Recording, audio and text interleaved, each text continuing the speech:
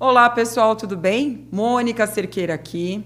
O podcast está diferente, a gente tem uma nova formatação. A partir de agora é Make the Future e nós vamos tratar sempre 4 pilares. Número 1, tecnologia e inovação, em um contexto global, é claro. A gente saber o que está acontecendo no mundo para não ficar ali, perdidão. Número 2, sociedade, e a nossa convidada de hoje, ela está ali vinculada intrinsecamente a esse pilar. Número 3, carreira, educação. E, por fim, número 4, a vida. Muito bem-vinda, Manu. A Manu exala a vida, gente. Que coisa boa, adorei. Um podcast que fala de vida. Vamos viver, é isso vamos aí. Vamos filosofar bastante. Bora. Bom, primeiro eu queria pedir para você falar um pouco sobre você, sua trajetória e toda essa bagagem que eu conheço muito bem. Eu tenho o privilégio de não só te admirar, mas também ser sua amiga. Então, obrigada pela oportunidade de estar aqui e de inaugurar essa nova formatação. E com o Wilson. Temos uma celebridade na mesa, pessoal. Nossa, vou pedir autógrafo no final. Pois é, pena que ele não tem mão. Pessoal, é um prazer, Mônica, estar aqui contigo nesse formato de podcast. Primeiro, eu queria te desejar todo sucesso, porque já és uma vitoriosa. Mas, segundo, agradecer todos os espaços que nós temos para discutir assuntos tão importantes. E, para quem não me conhece, eu sou a Manu Vieira, eu estou vereadora hoje na minha cidade, em Florianópolis. Eu sei que é muito bizarro falar isso, porque quando a gente pergunta para as pessoas, e aí, seria político, seria candidato, seria vereador? Não é todo mundo que fala assim. Ainda mais mulheres, ainda mais pessoas que vêm da iniciativa privada. Então, essa é a minha história, né? Eu vim da educação pública, me formei em nutrição numa universidade pública, depois escolhi empreender. E ali eu entendi que tem um custo muito caro aqui no Brasil, além da falta de preparo para o empresário em qualquer instância, né? Se você não faz um curso muito específico, você não está preparado para empreender em nada.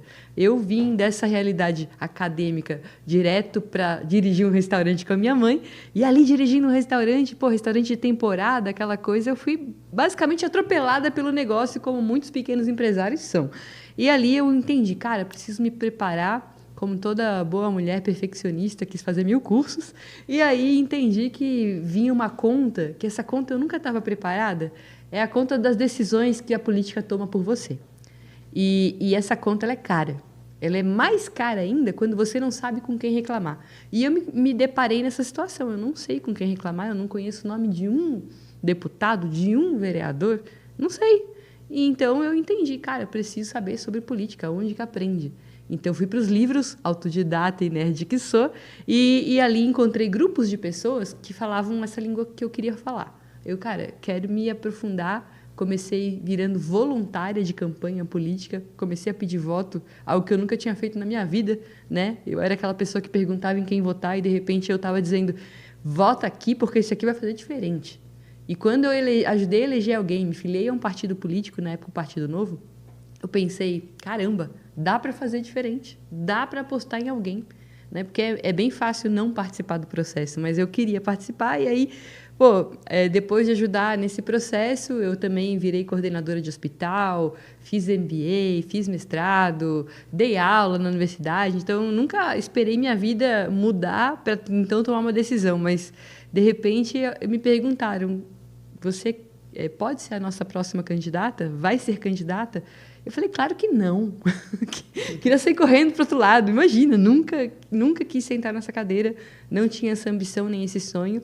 Mas eu confesso, Mônica, eu vim para cá, para São Paulo, para experimentar outras oportunidades de trabalho e não consegui ficar aqui. Aceitei um chamado maior para uma missão, quis ser candidata, peguei a pandemia pela frente para deixar mais light o processo, né? E ali fiz a minha primeira eleição, concorri pela primeira vez num partido que nem cadeira tinha na cidade de Florianópolis. E fizemos uma eleição belíssima, fui a 4ª mais votada, né, com 3.522 votos. Fizemos um trabalho incrível como na vereança e hoje eu estou reeleita, dobrei a votação, então é sinal de que o povo aprovou meu trabalho e estou muito feliz, cara. Estou assim, realizado de poder olhar para as pessoas e dizer eu não era essa pessoa ligada à política e hoje eu não vejo a minha vida sem. E quero convidar as pessoas a participar desse processo comigo. Então, obrigada por essa oportunidade. Eu que agradeço. É muito inspirador. É muito interessante observar como mesmo a gente optando, escolhendo outros caminhos, a vida sempre vai guiar a gente para aquilo que a gente tem que ser. E a sua história narra muito sobre isso, né? Sobre essa ideação de que você vislumbra X, Y, Z na sua vida, mas, na verdade, seu caminho é A, B, C, D, E. E aí você realmente, poxa, a ficha caiu, isso faz sentido para mim. E pegando essa história de a ficha caiu, senhorita Manuela. É Manuela mesmo? É Manuela, isso. Manuela. Gente, eu sempre chamo ela de Manu e agora... Meu nome era Gustavo, Mônica. Minha mãe não Como fez é que exame... Minha mãe não fez exame de Puxa, sexo. agora pô. essa foi muito Ela não boa, fez falando exame de de vida. sexo de bebê. Essa daí... Ela não... Sabe aquela mulher que não faz exame e disse assim, cara, eu tenho Gente, certeza que é menino. Meu nome era Gustavo, você me deu um susto, desculpa, porque Não é que eu acho muito já te conheço há um engraçado. tempo, não Não acredito. rolou nenhuma mudança de gênero. Rolou foi a minha mãe não querer fazer o exame de sexo do bebê e tomar um susto na hora do meu nascimento. E aí meu avô, que era Manuel, foi me pegar no colo e ela, meu Deus, a bochecha é a mesma, virei Manuela. E tenho muito orgulho de ser Manuela. Meu avô era um puta cara. Ai, gente, nessa de ficar Manu... Já que tem o tema de vida, vamos falar da vida. Oh, e que capítulo curioso, né? Porque de Gustavo para Manu, Tá vendo? estamos aí. Estamos aí. Pois é, e nesse lance da ficha caiu, que a gente foi parar, que seu nome podia ter sido Gustavo, mas na verdade é Manuela. Então eu quero te fazer uma pergunta que é até um pouco capciosa. Vai Bom, lá. a ficha caiu, né? A gente teve aí um andamento significativo, que é a beleza da reforma tributária. E hoje a gente sabe que em julho iniciou os testes, né, para a gente começar a emitir as notas, tudo está numa fase um pouco embrionária, mas já é uma realidade. E eu queria ouvir um pouco sobre como você enxerga a reforma tributária nos pequenos empreendimentos, que representa aí, né, grande parte, quiçá quase 80% da nossa economia. Eu não sei qual é o público que está nos ouvindo e eu espero que muita gente ouça. Porque a Mônica, inclusive, precisa falar muito mais sobre isso, porque essa aqui é uma especialista em tributos. Eu, como empresária que era, e reconheço muitas mulheres e muitas pessoas, na verdade, no pequeno, no MEI e na pequena empresa, né? Porque é ali, no simples, que está o grande percentual dos negócios. Né? Quem movimenta a economia, especialmente no estado de Santa Catarina, que é o meu estado, 70% dos negócios são micro, pequena empresa, sabe? E aí onde que tu vê mais onde elas se concentram? Qual é o KNAI principal? Serviço, prestação de serviço, profissionais liberais, profissionais que hoje, quando se formalizam, né, Mônica? Porque já é um passo muito importante trazer esse pessoal para o mercado formal. A gente tem aí, eu acho que a última contagem era de 40 milhões de brasileiros no mercado informal. Cara, 40 milhões de pessoas que não estão ainda no mercado formal, ou porque é muito caro, ou porque é muito difícil. E aí, quando você tem essa pessoa se formalizando, ainda que no formato menor, indo para o simples, que é um formato simplificado de fazer a tributação, ele paga o quê? Uns 300, 400 pila para o contador, para gerar a guia, e vai lá e faz e paga, né? E eu era essa pessoa. Então, eu acho que, como muitas pessoas, eu me reconheço nesse lugar. E imagina que a minha vida, né, estivesse eu, dona de restaurante, ia mudar significativamente com a reforma tributária, que tem a intenção de simplificar, e eu acho que ela simplifica para muitos nichos, mas em outros, como prestação de serviço, especialmente do pequeno, ela onera. Num primeiro momento, eu acho que até surgirem opções, sistemas, né, até a tecnologia ajudar esse pequeno empreendimento. Poxa, hoje ele vai ter que olhar para um contador e pagar o triplo dessa taxa, porque ele não vai saber se encaixar ainda nesse sistema, fazer os cálculos, fazer crédito, dependendo do nicho que ele está. São algumas opções dentro da reforma que ele vai ter que enxergar onde ele está e dizer, cara, e aí? É bom para mim ou não é? Qual que é o KNAI que eu escolho? Será que o meu negócio ele se sustenta nessa nova realidade? Porque pensando do ponto de vista dos pequenos, do prestador de serviço, do empresário, ele vai ter essa dificuldade, né? Ele vai ter que se encaixar, vai ter que entender qual o custo que ele vai ter que absorver e como é que ele vai repassar isso para o consumidor. Porque, no final, o consumidor é que vai pagar mais caro. Exatamente. Esse ponto é muito importante. Precisa adquirir essa consciência que, no fim, o impacto Porque se você não repassa, se você não revê as contas do seu negócio, você fecha, você quebra. Exato. Ou você repassa para o consumidor, e o consumidor que se lasca no final, né? E isso é uma pena, realmente, porque é a realidade hoje daqui. Agora, pensando também em gestão, né, cidades e estados, cara, é como que a gente vai olhar para frente, porque a reforma ela muda o ritmo das coisas. Você tributava na origem, então a gente tem vários estados, como Santa Catarina, fazendo renúncia fiscal para incentivar, trazer empresas, movimentar a economia, porque trazer uma empresa para dentro do seu estado, para dentro da sua cidade, é muito legal. Você gera emprego, você vocaciona a cidade ou o estado, né? Você diz assim, pô, aqui é a indústria de laticínio, é a rainha desse município. Toda a arrecadação tributária desse município depende disso aqui. Os empregos vêm daqui. Aí, de repente, a reforma diz, não, agora a gente vai tributar aonde consome, no destino. Uhum.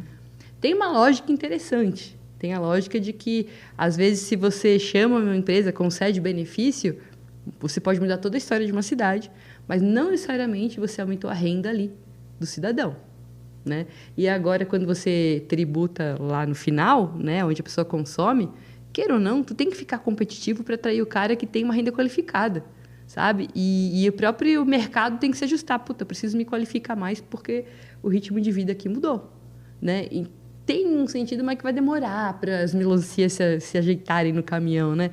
E os prefeitos e governadores vão ter que ter essa visão. Tipo, como é que eu vou fazer para captar a arrecadação para o meu município, porque as pessoas têm que consumir aqui, sabe? Exportar, mas não é o grande business, é consumir na cidade e estado. Então, eu acho que toda essa reforma ela vai ter um impacto tão grande que se a gente não olhar para frente pensando... E o Brasil e o brasileiro têm essa dificuldade, né? Eu olho para o dia seguinte. Às vezes eu estou vendendo almoço para comprar a janta. Exatamente. Só que, cara, a gente vai ter que olhar para os próximos 10 anos, né? E eu espero que nós consigamos fazer esse exercício. Como a gente pode criar formas de educar o pequeno para que ele adquire essa visão de matemática, de impacto? Qual que é o seu olhar do ponto de vista prático para que... esse ator, né, grande ator que a gente tem aí na nossa economia, tenha clareza do que realmente está acontecendo, escolha ali. Obviamente, escolher não é nem tanto o caminho, mas ter voz, trabalhar elementos que efetivamente contribuam para o crescimento do negócio dele. Olha, primeiro, os legisladores têm que pensar em facilitar a vida do empreendedor. Com certeza. Porque, eu sou uma pessoa, eu sou um MEI, né? E, assim, os principais quinais lá de serviço, eu sou cabeleireira, o cortador de cabelo. Os quinais que mais cresceram foi, praticamente transporte por aplicativo e delivery, né?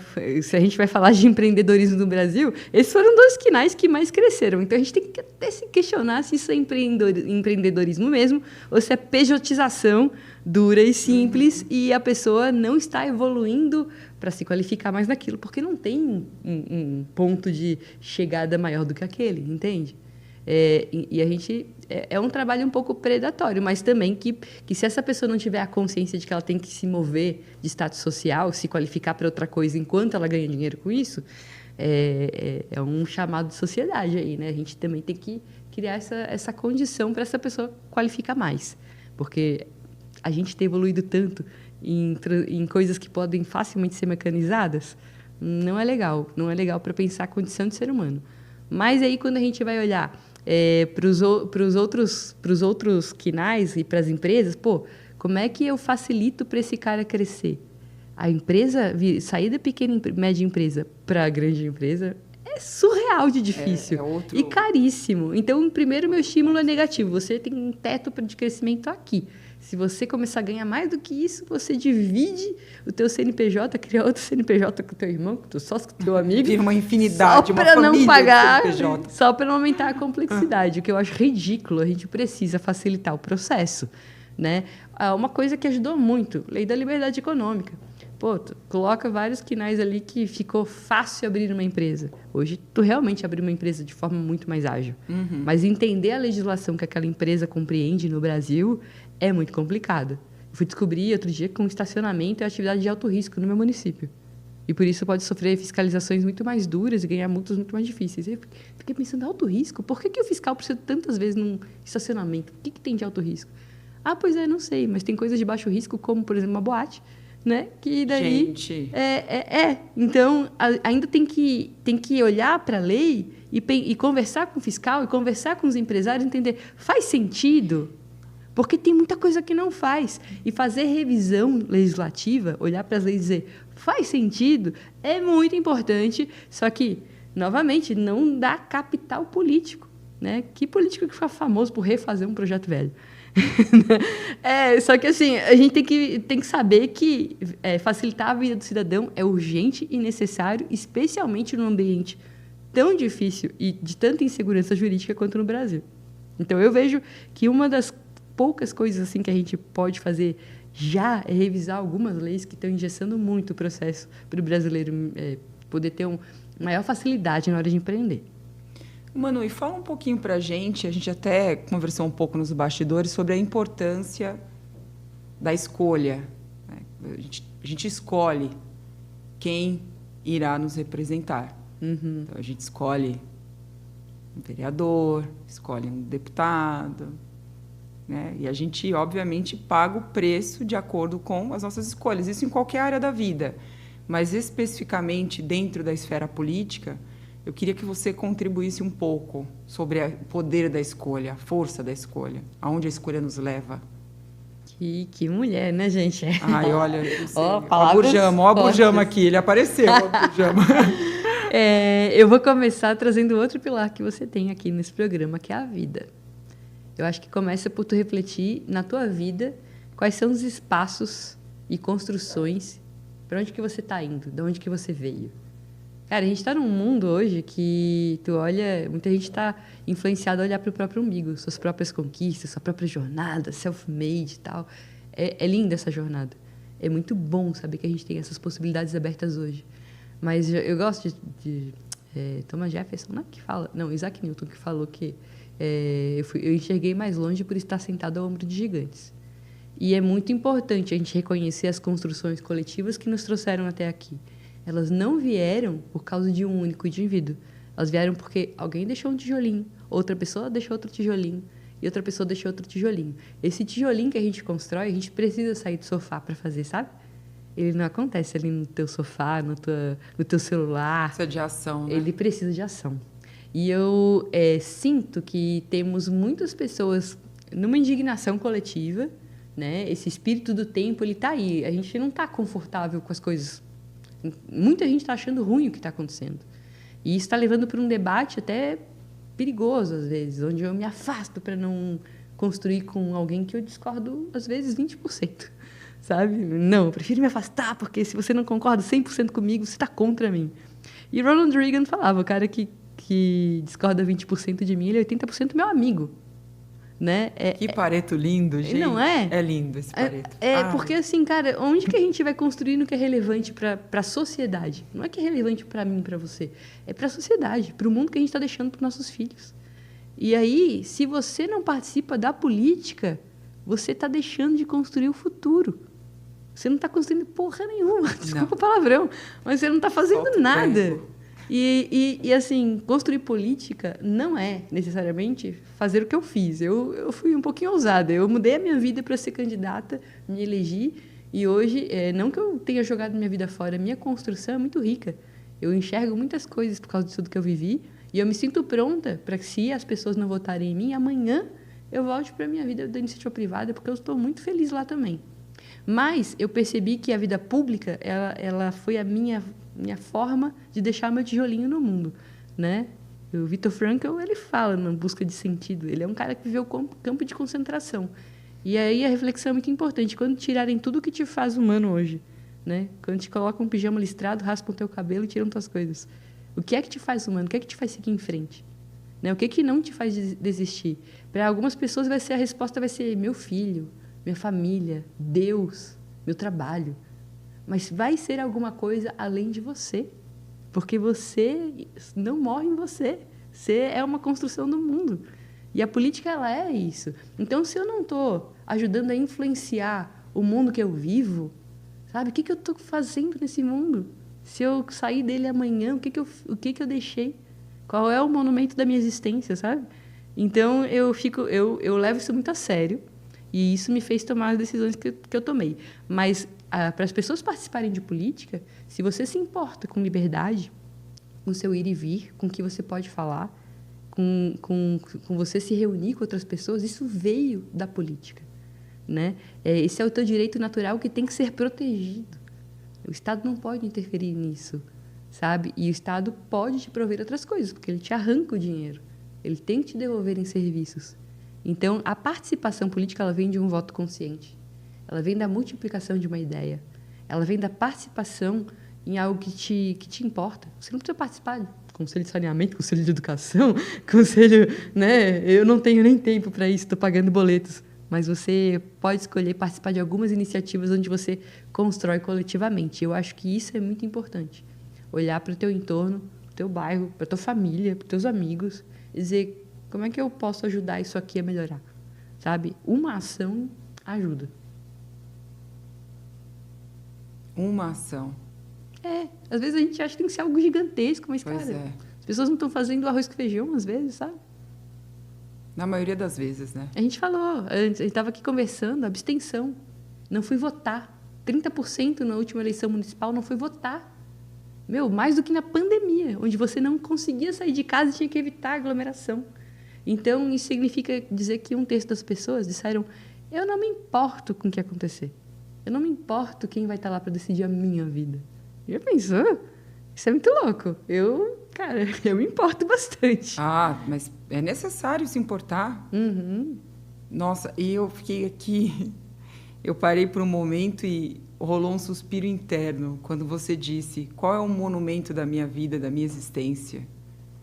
O que isso representa para você? Se a gente trabalhar aqui um recorte do monumento da vida, da existência, não tem como pensar, né, nas situações básicas da vida. Eu preciso ter um entorno bacana, com pessoas que eu admiro, que tem, né, até aquela velha história que é totalmente efetiva, que a gente é 5, né? A gente é 5, como é que é? Nós somos 5, parte das 5 pessoas que a gente conhece. A média das 5 pessoas que nós convivemos, né? Nós somos a média das 5 pessoas que a gente conhece. Então, o nosso entorno, o que a gente é para a sociedade, né? Porque todo mundo está servindo a sociedade o tempo todo. No fim, é sobre isso. Obviamente, cada um com seu papel, etc. e tal. Mas, se a gente entrar um pouco nos aspectos filosóficos do que representa o monumento da nossa vida, da nossa existência, como é que você estrutura isso em pensamentos, em ações, em tudo que pode representar e realmente construir um monumento da existência? É profundo, talvez muito mais profundo do que eu consiga falar aqui, mas eu acho que eu não poderia me furtar de dizer que, primeiramente, na minha vida, é Deus, né? Primeiramente, é ser cada dia mais igual a Ele, né? Que isso é o que o Paulo, né, o grande profeta, nos fala, é ser cada dia mais semelhante a Cristo. Eu acho que, se a gente teve uma história inspiradora, é uma história que continua sendo o livro mais vendido dos últimos milênios, que é a Bíblia. E tá lá, cara, tem muito ensinamento ali para a gente frutificar e seguir aquelas palavras, para mim, é uma lição diária. E se eu puder me tornar um pouquinho melhor, né? E nesse caso significa mais igual a Ele cada dia, né? E através de alguma ação, eu acredito que eu estou entregando uma missão para esse mundo, né? Me tornando mais parecida com Ele, porque a linguagem dele é amor, a linguagem dele foi deixar a maior de todas as lições para nós, né? E se a gente ama o próximo como ama a si mesmo, cara, então a gente vai construir para o próximo. Necessariamente nós vamos servir, a vida é servir, né? E quando eu sirvo ao outro, eu estou exercitando essa linguagem. E eu não tenho dúvida que, primeiramente, isso. Segundo, é encontrar qual a forma de você fazer isso que não vai entrar em conflito e que é o que você pode fazer. Porque, às vezes, a gente olha, tem uma missão gigantesca. Nossa, a política tá uma merda, cara. Tá horrível, né? E aí eu simplesmente digo, fazer nada por isso, porque é tudo sujo, tudo imundo. Mas já pegou um quarto imundo? Por onde não dá nem vontade de começar? Cara, começa. Mas sabe? quando você começa e termina o resultado, a sensação é absurda, né? Não, e assim, É absurdo. olhar e reconhecer os pequenos avanços. Porque às vezes a gente olha pro negócio, pro Golias, pro gigante e diz, como? Peraí, terminar a gente nunca termina, na verdade. Não, nunca vai terminar, Nunca vai exatamente. terminar. A missão é gigante. Mas daí tu nunca. olha e diz, como vai fazer? Cara, começa. E eu gosto do começa porque, assim, eu peguei uma eleição, né? Vou fazer uma eleição. Nunca concorri na minha vida a nada, né? E eu nunca fui política, nunca fui líder de classe, nunca fui nada disso. Eu sou nerd, Mônica. Eu não tava lá no meu cantinho fazendo minhas coisas. Mas disseram pra mim que eu tinha que ser candidata. Eu falei, tá, eu não sei nem como fazer. E tem gente que tem que ver todo o caminho para dizer, não, tá tudo planejado, agora é só ir. Meu, dane-se isso. Começa, sabe? Porque muitas vezes tu vai começar e a luz ela vai abrindo cada passo até tu chegar no final, né? Tu tem que saber para onde tu quer ir. Isso é importante. Para onde eu tô indo? É para lá. Tá, mas lá tá escuro. Mas é para lá que eu tenho que ir, sabe? E cada passo ajuda a clarear, porque quando tu chega perto, tu consegue entender um pouquinho melhor e consegue ajustar o passo. Mas eu não tenho dúvida, muita gente se para por não enxergar. E eu falo, cara, vai com medo, vai no escuro, porque se tu sabe que é para lá, tu tem que ir para lá, né? E eu sinto um pouco isso, assim, a missão ela não acaba, graças a Deus, porque é isso que nos anima todos os dias. Todos os dias, né? Todos os dias. E se fosse fácil, tu realmente não faria mais nada. Tá? Não, mas já a teria graça acabado. é justamente essa, é não ser fácil, né? Uhum. É muito interessante a conquista, tudo que a gente precisa, obviamente, fazer, a nossa forma de empenho para conquistar. Quem é que gosta, né, de, por exemplo, ir no encontro e ter tudo ali fácil? Não é bacana ser cortejado, não é bacana você ficar ali, será que eu vou, não vou? E a pessoa, aí rola aquele encantamento. Então, não adianta, faz parte, né, do que é existir, o que é a nossa existência. É estar ali no fight, uma hora você ganha, outra hora não, mas que papel eu vou adotar? Quando eu não ganhar, eu vou virar uma vítima, eu vou deitar no meu sofá, pegar uma mantinha e ficar assistindo Chaves chorando? Não. Então, essa é a diferença, né? Que papel eu vou escolher, o papel de vítima, o papel, obviamente, uma pessoa que continua, progride e evolui. Então, eu acho que essa que você falou de escolhas, né? Você tem que escolher o caminho que você vai percorrer. O caminho ali está escuro, mas você até usou o termo, está escuro, mas eu vou. Que você sabe que com o seu empenho, a sua dedicação e com os seus acertos e erros, o que vai acontecer?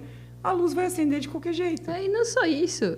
Tem ajuda no meio do caminho. Tem pessoas. Tem pessoas. Gente, muito não é importante sozinho. isso. Não é solitário. Pessoas. Não, por isso que eu falo, tem que servir para o mundo, porque o mundo serve de volta. Um brinde a isso. As pessoas, vamos brindar aqui, ó. Gente, as pessoas que passaram pela nossa vida. Ó, passou, ficou, virá. Tá ótimo, não é?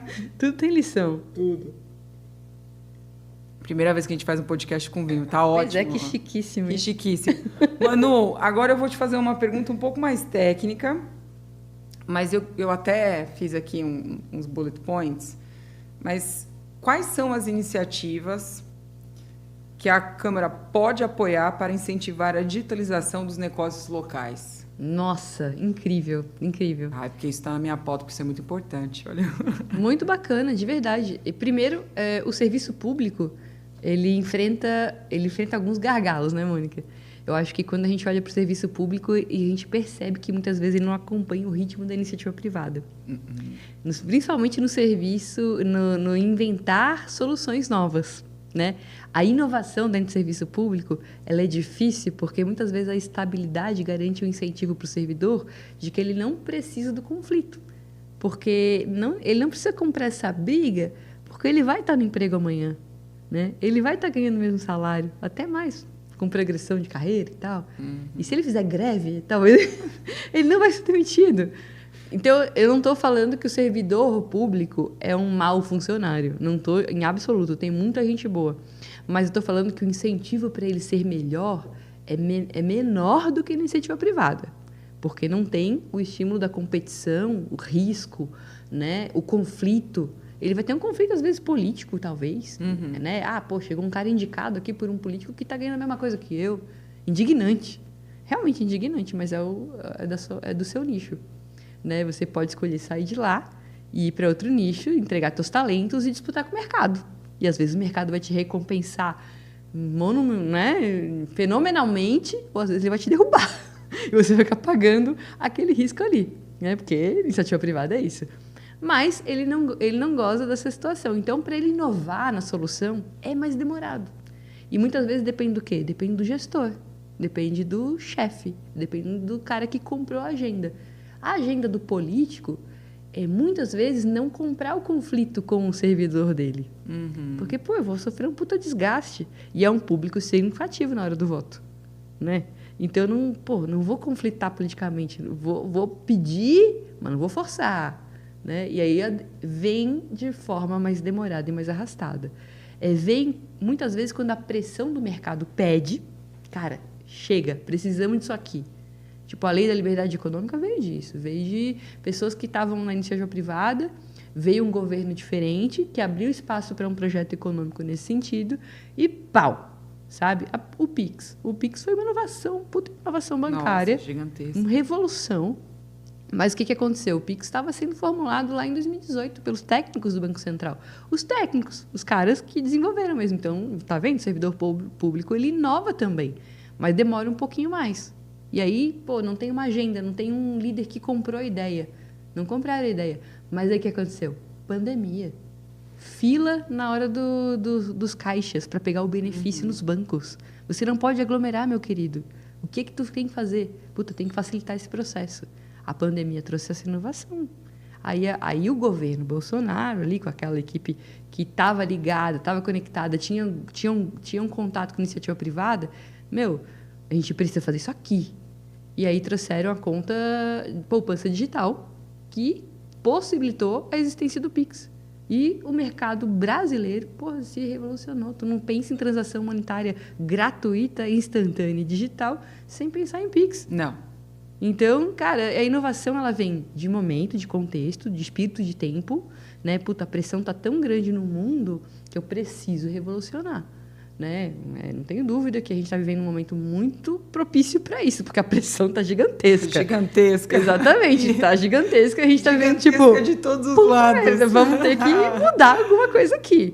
Então, acontece fazer? Isso, mas muitas vezes o que eu não tenho? Eu não tenho a capacitação do serviço público, esse momento de pressão, a agenda, né? E aí essa falta de contato com o mercado. Eles estão muito protegidos, muitas vezes, do contato com o mercado, então eu não preciso inovar no mesmo ritmo. Mas eu acredito que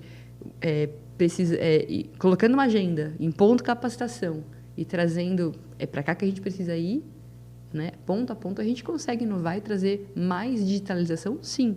Só que é o que eu falo, precisa criar esse incentivo, essa agenda dentro do serviço público. Então, o próximo gestor, o próximo prefeito, ele tem que ter isso na agenda, ele tem que ter essa pauta. Tem que ter sabe? mesmo. Ou alguém que te representa tem que impor esse ritmo.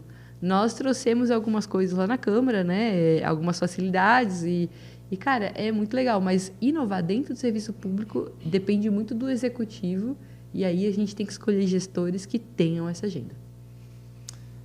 Muito bem, dona Manu. Vou escolher outra aqui dentro do quadradinho do empreendedorismo. Uhum. Essa pauta... Gostamos muito. Essa demais. Nossa, a bandeira... A próxima camiseta, empreendedorismo always. Você acredita que o ambiente tributário municipal favorece ou atrapalha o empreendedor local? O ambiente tributário municipal, ele era, antes da reforma, né? Ele era um dos menos complicados para o empreendedor. Porque, eu tenho o IPTU do meu espaço físico, o ITBI, que é só na hora que eu adquiro um imóvel, né? E o IPTU, a taxa de lixo, que daí é taxa, né? Ou seja, a prestação de um serviço. E o ISS, que é o Imposto sobre o Serviço, que na hora que eu empreendo, eu tenho que entender aonde que a minha atividade está encaixada ali. E aí, dependendo do município, no caso de Florianópolis, por exemplo, a gente tem um ISS reduzido para tecnologia, para eventos, para o turismo em geral. E aí, o que eu quero com isso? Eu quero estimular essas atividades, porque eu quero que a minha cidade arrecade bastante nesses nichos, porque eu entendo que pode ser uma vocação da minha cidade. Uhum. Então, essa era a lógica que funcionava a cidade depois da reforma tributária. Isso tende a mudar um pouco. Mas o que aconteceu, então? O IPTU, que geralmente é uma arrecadação muito forte para os municípios, por quê? Porque o município ele é atraente para morar. 80% da população é urbana hoje. 80% da população mora em cidades. Então, ela paga um imposto predial territorial urbano, né, que é o IPTU. Ela paga a taxa da casa dela. Né? E aí, essa é a grande tributação de muitos municípios, porque, às vezes, esse município não tem a característica de ter muito comércio, porque não é esse público. Todo mundo trabalha naquela indústria, que a indústria ela tem outra tributação, muito ligada ao Estado, muito ligada ao ICMS, IPI, né? E não é o forte ali do município, às vezes depende muito daquele ISS, mas é muito mais o emprego que ela gera e o consumo que a galera tem, porque tem emprego e salário ali. Mas não necessariamente é uma cidade empreendedora com muito serviço para oferecer. Florianópolis, que é a minha cidade, posso falar um pouquinho mais que eu conheço mais da realidade dela, mas lá eu arrecado ISS, há 10 anos eu arrecado mais ISS que IPTU. E Florianópolis é um dos metros quadrados mais consideráveis, né? Aí do Brasil. Uma cidade de desejo. Muita gente quer morar em Floripa. E é caro morar em Floripa. Mas, mesmo assim, eu arrecado mais ISS. Isso quer dizer o quê? Que eu arrecado em serviço, em imposto de gente empreendendo, gente gerando renda e emprego nessa cidade. 25% do ISS que eu arrecado, a base é tecnologia. Não tem a ver com o incentivo do município? Tem. Né? Depois é saúde, que daí serviços de saúde também, e turismo. Então, nesse sentido, o empreendedorismo ele tem essa sintonia com a cidade. A cidade tem um ISS interessante, porque o ISS ele vai de 2 a 5. Imagina, do seu serviço, 2 a 5% importa muito. Né? Quanto que eu vou deixar aqui de tributação, de imposto, sabe? E o ISS ele ainda é cumulativo, né? Não existe dedução. Então, é 2% e vai com Deus, 5% e vai com Deus. Exatamente. Então, pesa, né? Tem essa escolha. Quando é de município, quando é de cidade, também importa muito. Quando você é uma empresa portas abertas, né? Importa muito onde você está. Se o município não te oferece segurança, se você é um comércio de rua, não sei se tu aguenta em pé hoje na situação de segurança pública do jeito que a gente está. Sabe? É outro fator que me pesa muito. Pô, eu quero ter minha barbearia. Fiz um cursinho no Senac, estou pronto, vou oferecer serviço, vou encantar meus clientes, vou deixar um espaço bonitinho. Aí foi lá o vagabundo e arrancou o teu ar-condicionado. R$5.000 de prejuízo, não abre no dia seguinte, deixa de faturar. Sabe? O empreendedor de porta aberta tem muito negócio que fecha, porque não é culpa dele, não é culpa nem do nicho, mas a cidade não te ofereceu ambiente para isso. Então, o município ele tem muito o que fazer pelo empreendedor nesse sentido. Quando eu tenho soluções de urbanismo, uma cidade bonita, sabe, que dá vontade de passear, quando eu crio ruas e espaços públicos que atraem pessoas, eu crio gente para consumir. A pessoa não fica tanto tempo ali sentada num banco sem comprar uma pipoquinha, né? Sem pegar um livro na livraria, sabe? Ela vai fazer alguma coisa, ela vai olhar e vai dizer, vou interagir com esse ambiente. Então, por isso que a própria cidade se tornar atraente e convidativa, caminhe, tem espaços públicos atraentes, sabe? Seja bonita, limpa, organizada, dá vontade da pessoa ficar na rua, consumir na rua, ir para a rua. Porque num ambiente inseguro, mal iluminado, feio, no caos, ela vai se trancar em casa. Com certeza. E você acredita na reforma tributária? Qual que é a sua visão? Olha, eu ainda estou entendendo a reforma como muita gente está. Eu tenho alguns medos e algumas coisas me animaram até, quando eu recebi algumas explicações. Eu acho que essa questão de tributar agora no fim, no longo prazo, pode ser muito interessante. Pode estimular uma competitividade interessante de municípios e até uma qualificação no serviço oferecido para o cidadão, sabe? Por exemplo, vou dar um exemplo muito real. O Plano Municipal de Turismo da minha cidade. Foram mapeados... Olha só, gente, Floripa, cidade incrível. Tu pensa o quê? Viagem, turismo. Com certeza. Né? Tu pensa nisso, né? E aí, nesse plano foi muito interessante. Eles mapearam 100 pontos turísticos. E daí, desses 100 pontos, a gente viu assim, quanto que o turista deixa em média frequentando esses pontos. Chuta o valor do ticket médio pago pelo turista na cidade. Acho que de 100 a 300 reais? Mônica, R$10, Mônica. R$10?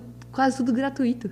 R$10? Faz tempo que eu não vou lá, hein? Eu preciso ir. Não, mas R$10 para acessar esses espaços turísticos. Porque Então... assim, se você vai comer um pastel, é o triplo disso, né? Mas aí, para acessar o museu, você pode acessar gratuitamente. O Mirante é gratuito. Mas é a ideia da a praia experiência, né? é gratuita. A trilha é gratuita. São os pontos da cidade. Perceba. R$10, eu parei aí. Eu vou emitir um voo agora. Não, então, por isso que vai muita gente para lá. Pô, a praia é de graça. Não estou sugerindo que a praia seja privatizada, não. Mas não, aí eu vou isso não. Mas, assim, da mesma forma, muita gente não faz trilha em Floripa porque fica perdido, porque não sabe que tem, porque não está identificada. Entende? Que a gente investe muito pouco também, e aí por isso não pode tirar nada. Que eu poderia ter um aluguel de bike pra trilha. Que eu chutei isso. Fazer essa associação, né? Mas não tenho. Um mirante bem cuidado com um quiosque ali para cobrar aqui, um teleférico para a gente fazer, um aquário para as pessoas fazer o ponto de observação das baleias. Dá para fazer muita coisa. Só que para arrecadar para a cidade, para qualificar a cidade, e aí poder reinvestir na cidade. Sabe? Eu tenho que melhorar a experiência. Fui em 3 praias, tá bom, já deu, né? Vou embora. Eu, por exemplo, eu sou manezinha. Manezinha é aquele que nasce, né, em Floripa. Né? É nativa. Eu sou manezinha, mas assim, cara, eu não sou fã de praia. Se no verão eu vou 2 vezes na praia, é muito. Sabe? Eu corro, eu gosto de fazer esporte na rua. Para mim, a minha experiência de turismo é corrida, por exemplo. Né? Então, tem várias provas agora, tal, né? Muito legal. É o que para mim me qualifica lá. Agora, como é que eu qualifico para o turista se eu não tenho banheiro, às vezes na praia? Isso é verdade. Né? Não tenho chuveiro, uma experiência bacana para o turista se refrescar, ter uma experiência melhor ali com a gente. Então, cara, o próprio município tem que se repensar para poder se qualificar e até para aprimorar essa questão de preciso reter mais aqui, porque a minha arrecadação de município depende disso. Entende? Eu acho que força algumas situações que melhoram a experiência de cidade. Eu quero acreditar nisso, pelo menos. Não. Se você acredita, eu também acredito. Mas tem outras coisas que me preocupam, como, por exemplo, os pequenos empresários, como a gente estava falando, o Simples, que é uma solução tributária para simplificar a vida. Para mim é um ponto de preocupação. E outra coisa que me preocupa também na reforma é o comitê gestor. Não, isso me preocupa muito também. Ele ainda não está muito bem estruturado. Não. Até porque é muito complexo, né? Como é que fica a autonomia do município? Para quem não sabe, o comitê... porque como a gente vai mudar de alguns tributos estaduais, nacionais e municipais para basicamente 3, né? Nesse sentido de simplificar os impostos, que realmente é um caos tributário, também tem a questão de que o que a gente arrecadar com isso vai passar pelo crivo de um comitê gestor, que tem aí um representante de cada estado, e mais um de município, né, dos 26 estados mais Distrito Federativo. Então, a gente vai viver o Pacto Federativo meio que... Cara, eu imagino o ringue do Pacto Federativo, tá ligado? Eu tô nessa imagem. Eu achei assim meio violento o negócio. Eu não entendi ainda como vai ficar. Eu acho que pode ficar... Vai tipo ser um senadão da reforma, dos impostos, sabe? E a gente já sabe o caos que a gente tem com o Senado. Então, é um cenário que ainda não está claro para mim, que me preocupa como legisladora, como alguém que vai lutar pelo seu município e pelo seu estado. Então, eu ainda estou preocupada com essa questão, bem preocupada, aliás. Também não duvido. Não duvido, até porque nós estamos no final de agosto, né? O ano já acabou, já está aí, 2026 já é uma realidade. E 2026 quase não existe, porque é ano eleitoral. Exatamente. De presidência, sabe? No Congresso é uma loucura. É um aqui, 2026 só no calendário, né? E olhe lá. Manu, e levando em consideração tudo que você já fez na vida e ainda fará, falando um pouquinho aqui do senso de carreira, né? Para quem não sabe, eu conheci a Manu em uma viagem à Colômbia. A gente foi para Medellín. A Manu dança maravilhosamente bem break. Ela dançou lá na Comuna 13. Eu tenho boas memórias e boas imagens. Não é todo mundo que vê uma vereadora dançando hip hop na favela. Fantástica experiência. E nessa ocasião, essa missão ela tinha como objetivo entender ali, né, toda a evolução, todas as inovações que a Comuna tem. E uma das inovações que mais me chamou a atenção é que tinham polos de inovação tecnológica. Então, o indivíduo que queria trabalhar com uma impressora 3D tinha lá dentro daquele núcleo todos os mecanismos para poder impulsionar aquele indivíduo e ele iniciar ali aquele negocinho, aquele sonho e assim por diante. Outra coisa interessante, quando a gente subiu a Comuna, tinha uma galera fazendo beatbox. E os gurizinhos estavam ali cobrando. Então, toda hora a gente se deparava com incentivo, né, uma formatação de carreira. Então, dentro desse contexto e relembrando isso que a gente viveu, quais são os principais pilares que você vislumbra agora nessa tua gestão e nas próximas, né? Eu desejo e estou aqui torcendo para que seja algo bem significativo e uma carreira bem longa, porque eu admiro muito o seu trabalho.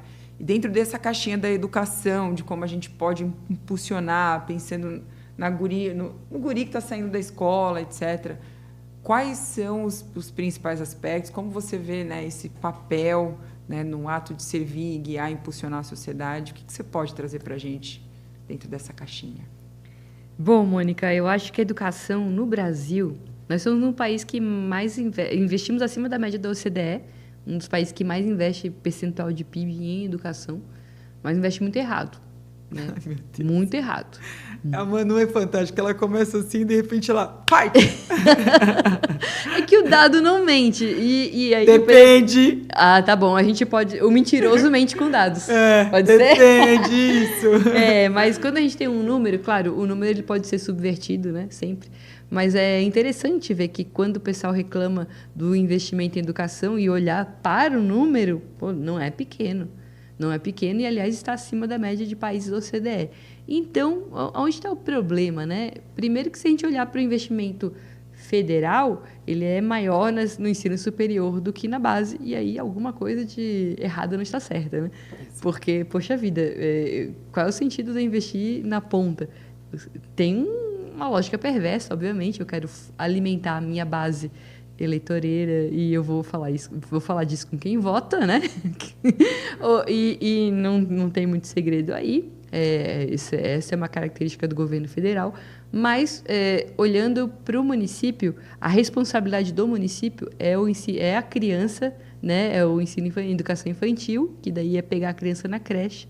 Então, o município tem a grande missão de cumprir com a meta, tanto da ODS da ONU, quanto a meta de marco da primeira infância, que é criança alfabetizada 100% até 5 anos.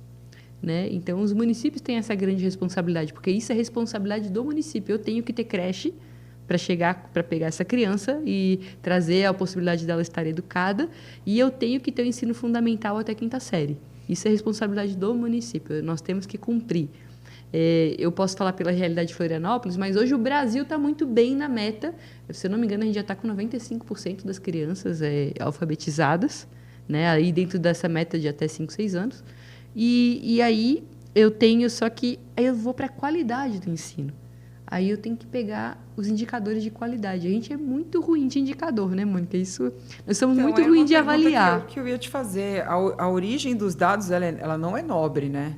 Como é que você popula os dados para conseguir monitorar dado de criança alfabetizada é basicamente matrícula na escola, né? Sim, mas agora, assim, se tem qualidade, efetivamente... Esse é o dado quantitativo. Exato. Aí você vai para o qualitativo. Qual é o único dado qualitativo de educação que eu tenho? Tem o PISA, que vem aí... Aqui a gente tem o IDEB, né? O IDEB ele vem do SAEB. O SAEB é uma prova que tu aplica nas escolas a cada 2 anos. Né? Então, é uma prova padronizada, né? Onde você aplica a prova de ciência, matemática e português e, conjuntamente com isso, tem percentual de frequência, né? Que é de 80%. Então, você faz essa prova com esse percentual de frequência e você chega num dado a cada 2 anos para tirar uma fotografia do ensino brasileiro. Né? E é lastimável. sabe? É lastimável. Em Florianópolis, que é uma cidade de referência, o maior IDH do Brasil, sabe? É um custo de vida caríssimo. Você pega a realidade da escola, saiu agora, há pouquíssimo tempo, a habilidade de aprendizagem. Sabe qual é o nível de Florianópolis de crianças do nono ano, né, em matemática? 50% delas, numa escala de 1 a 10, estão com habilidade entre 0 e 1. É isso, entendeu? Então, se eu vou falar de educação e qualificação, eu tenho que olhar para a base, eu tenho que olhar para a entrega, eu tenho que focar em aprendizagem. E aqui no Brasil a gente tem um costume muito ruim, né? A gente tem um sindicato perverso que paralisa há vários tempos a educação da criança, né? Que fomenta uma lógica de investimento muitas vezes direcionado para o salário do professor sem necessariamente entregar melhor performance, né? O professor ganha mal. Eu não estou falando que ele não ganha menos do que ele deveria, porque o professor tem uma profissão muito, muito digna, muito nobre, né? Muito. É o papel de autoridade máxima da criança depois do pai e da mãe. E muitas vezes no lugar do pai e da mãe, quando esses não estão presentes, né? Então, o professor e a professora é um papel nobilíssimo que nós deveríamos, sim, entregar tudo que nós pudéssemos, só que ele precisa entregar de volta, né? E aí eu tenho pais que não estão cumprindo seu papel na educação, uma família afastada da escola, né? Crianças que estão cada vez mais entregues às telas e a menos ensino e estímulo de aprendizagem, e um professor que às vezes também não está estimulado para entregar seu trabalho. Eu tenho altos percentuais de falta de absenteísmo, de atestado. Eu tenho uma criança que não está aprendendo. Essa criança que tem habilidade entre 0 e 1 de matemática, qual é o nível dela para ser? Qual é a chance dela de ser programadora, Mônica? Você que entende mais disso do que eu, qual é a chance que ela tem? É nula. É Então, forte dizer isso, mas é nula. Então, essa criança não vai trabalhar em Florianópolis, entendeu? Entendi. Porque eu não vou ter mais caixa de supermercado quando ela crescer. Então, eu fico muito preocupada com isso. Para mim, nosso foco tem que ser melhorar a aprendizagem. Tem que ser estimular, sim, o professor a entregar mais. Nós temos um programa que estamos construindo ali com a prefeitura, que é o Programa de Educação Digital, né, que é para tentar fomentar a conectividade dentro das escolas, oferecer mais estrutura assim, para as crianças. E, geralmente, o município entrega mais estrutura. Nós temos boas estruturas dentro das escolas, mas eu preciso que a habilidade, a aprendizagem esteja em sintonia com isso, porque para o político é muito legal entregar tablet e computador na escola. É muito lindo erguer um muro novo, pintar e dar cadeira bonita. Mas, cara, essa entrega ela é visível para o pai. Na hora ele bate palma e tal. Mas, cara, daqui a 5 anos, como é que vai estar teu filho? A gente tem que investir mais em aprendizagem urgente. Urgente. Já faz tempo, né? Uhum. Ai, gente. Bom, várias consciências aqui. Nossa, são várias. Mas é animador também, não, tá? É animador. Nós estamos trabalhando por isso. Pelo menos a gente sabe o que fazer. Não é o Wilson. Tá aí, ó. O Wilson é um exemplo de resistência. Pode, olha, ele tá sorrindo, até ele tá sorrindo. Bom, Manu, obrigada por ter vindo. Assim, nossa, a gente pode ficar aqui a noite inteira, vir amanhã também. O Wilson até andou, gente, ó. É verdade. Ele até Wilson andou. se animou. Não, e sem contar que tem aqui, né, o Wilson, super personalizado mesmo, super legal. Deixa eu voltar o Wilson aqui. Ups. Bom, fica aí, meu filho. Já deu também para você por hoje. Mas obrigada pela sua participação, por tanta troca, pelo trabalho que você vem exercendo. Eu vou ficar com ele, porque agora eu vou ter melhor, eu acho que ele quer muito quer ficar comigo. Dar uma voltinha aí. Acho que ele também quer agradecer. A gente pode marcar outras, porque eu acho que tem muita troca. Não tenho certeza. Vou tirar essa, não pode falar, acho, só certeza. Mas obrigada. Agora a gente vai continuar o nosso vinho de outra forma. Olha, Mônica, foi um prazer estar aqui. Parabéns pelo teu trabalho, pelo podcast, que eu acho que a gente levar mais informação para as pessoas, comunicar e dar informação e clareza sobre o que nós podemos fazer juntas e pelo menos comunicar. Cara, eu estou interessada nisso, se você também está, procure ajudar de alguma forma. Se quiser a minha ajuda, se quiser, tipo, pô, Manu, eu queria me envolver com a política, como é que eu faço? Por onde eu começo? Me manda uma mensagem. Eu queria falar eu posso ajudar com um projeto voluntário de educação. Como é que eu ajudo? Me manda uma mensagem, eu tô no Manu Vieira SC, lá no Instagram, no LinkedIn, enfim, dá para me achar de várias maneiras, mas independente disso, o que eu gostaria mesmo é que você se envolvesse. De alguma forma. As pessoas precisam disso. A gente precisa alimentar essa fome de mudança que você tem muita, né, em mais gente. E estou aqui para dizer que, às vezes, a gente escolhe e se você escolheu com propósito, nunca vai ser ruim. Nunca, jamais. Isso é fato. É fato. Ai, obrigada. Obrigada também.